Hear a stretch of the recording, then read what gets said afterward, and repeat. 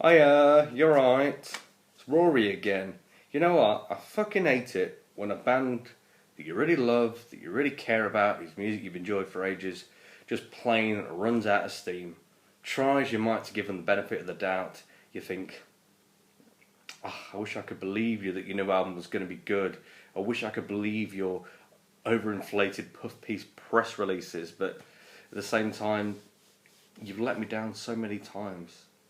But you know what? I'll give you new album a listen, Megadeth. I will give you the benefit of the doubt one last fucking time, but I'm not going to hold my breath. Okay? Well, fortunately, you were telling the truth this time because this, Megadeth's new album, Dystopia, is an absolute banger. I've got to say, hands down, I was wrong. Well, not wrong to be cautious because, like I say, they've let me down, particularly with the last two. But I'm happy to be proven wrong by Dave Mustaine and his mates. So, Megadeth, I mean, my kind of recent kind of history of Megadeth pretty much goes like, The System Has Failed kind of came out after Megadeth got back together again. It was pretty much more of a Dave Mustaine solo album, you know, pretty much, most of them are entirely written by him anyway, but it didn't feel like a very collaborative effort.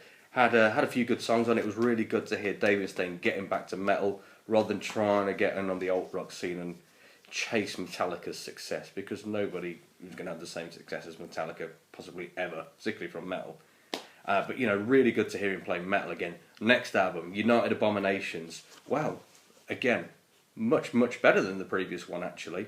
Doesn't necessarily go toe-to-toe with the best of their work, but was a really good 7 to 8 out of 10 album. And some really great songwriting, some classics on there as well.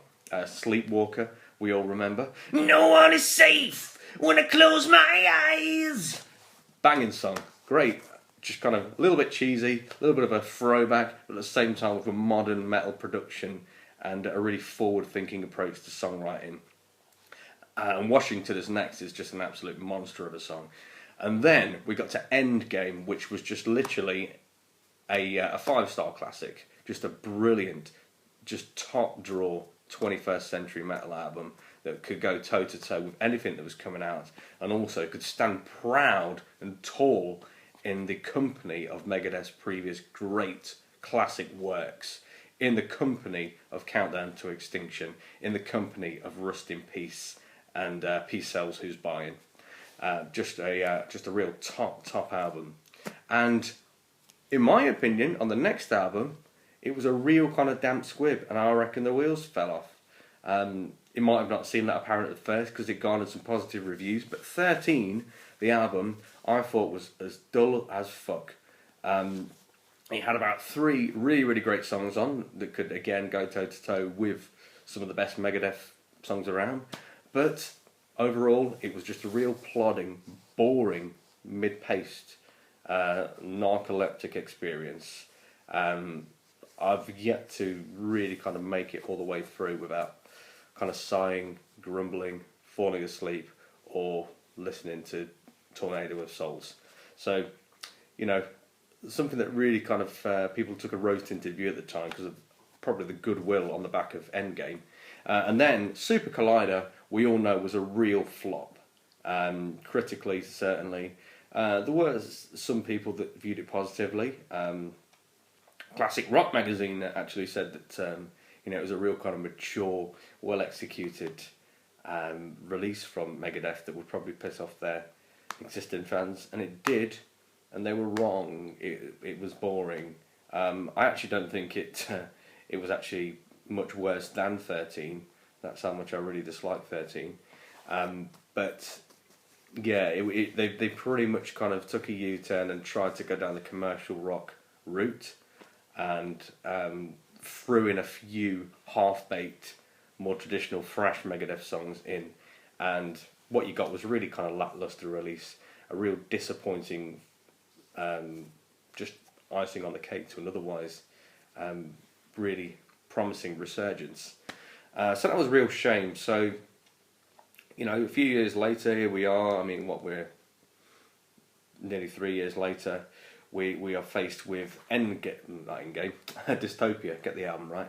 And, well, brilliant. absolutely brilliant. Really pleasantly surprised. Certainly the best album since Endgame. Um, I'm liking it more and more and more. I find it a little bit more of a tight, easy listen than Endgame in a lot of ways.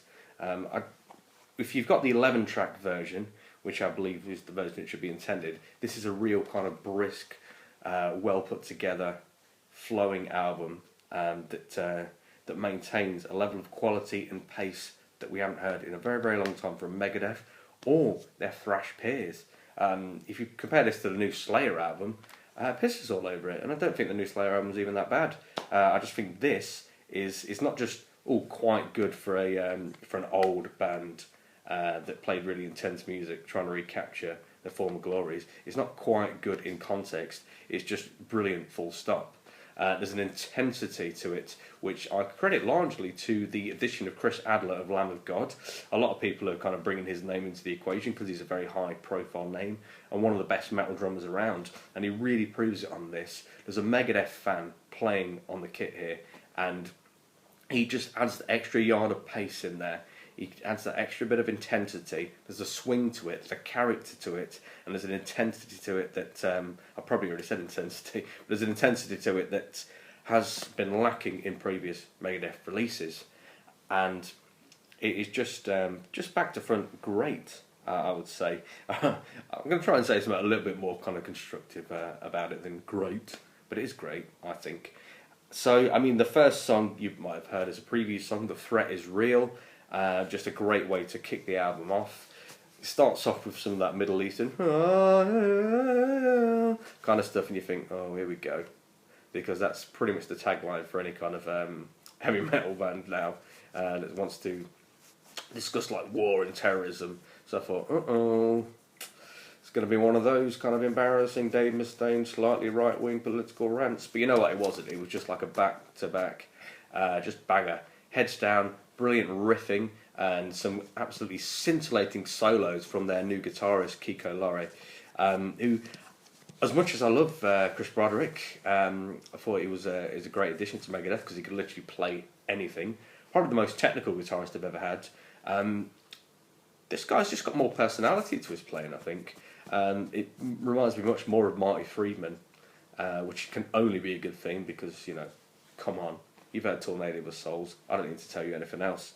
So, yeah, just a really pleasant surprise. Some good old snarling kind of vocals from Dave Mustaine, whose vocals come under a lot of criticism, particularly lately, by people that assume that he was ever any good at singing. He's not really a singer, you know. He's Dave Mustaine. He's got a signature kind of snarl where he just constantly sounds like he's stubbed his toe. It's just kind of an angry kind of gremlin kind of snarl, and I think he sounds fine. You know, if you're looking for like beautiful melodic singing, this is thrash metal. Okay, like you either scream or you do something in between screaming and singing, rather than sounding like fucking Chris Isaac, which is what James Hetfield seems to try and emulate these days. I kind of rather listen to this than James Hetfield try and sound like some kind of fucking country singer-songwriter over some great thrash riffs. So, you know, Dave Mustaine's vocals, he was never a good singer. You might find it a bit cheesy, but you know, this isn't news. This has been there since day one. Second song, the title track, Dystopia, has real Hangar 18 feel to it. There's a fast pace to it, but there's also a little bit more kind of subtlety and finesse to it.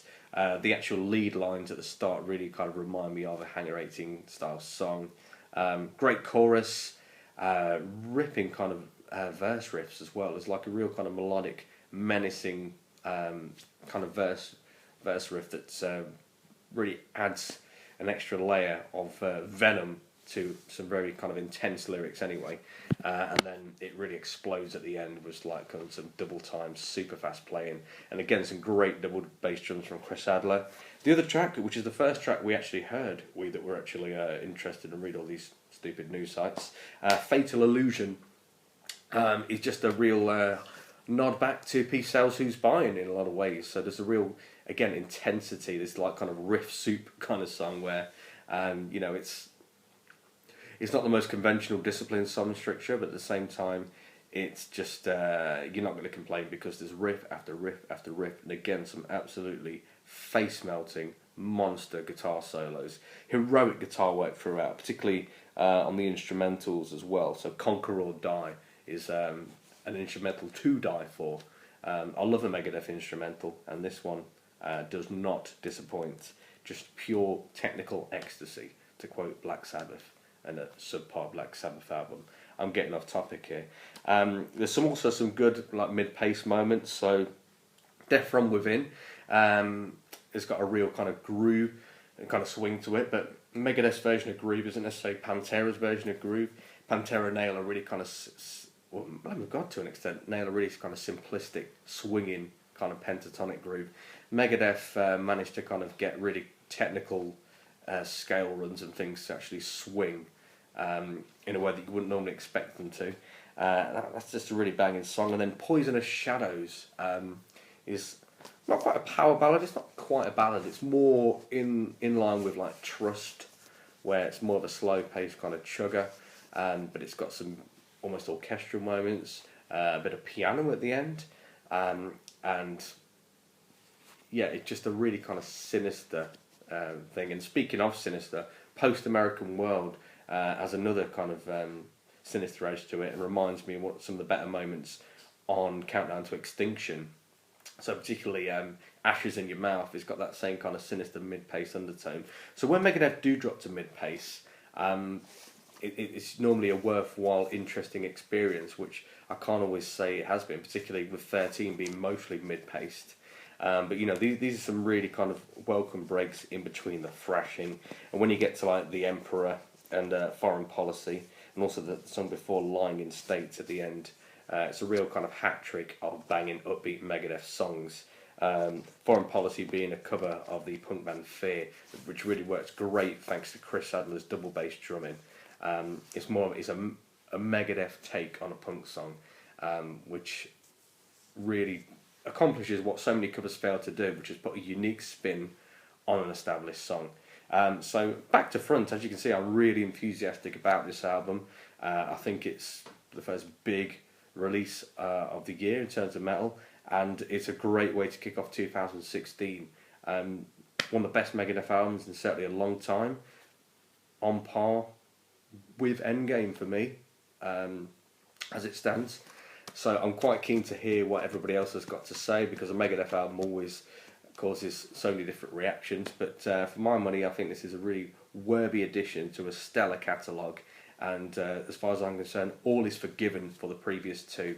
Dave, I love you, man. I love you.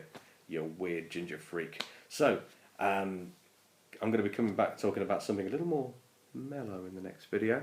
And yeah, big releases coming up. Dream Theater coming up at the end of the week. So, I'm sure you all want to hear my 2 cents on that. Maybe you don't. You probably don't. You don't care. Okay, well, I'm going to go now, because the day's getting away from me. So, in the meantime, and not in between time, I'll see you later. Again, great outros, great way to start 2016. Bye.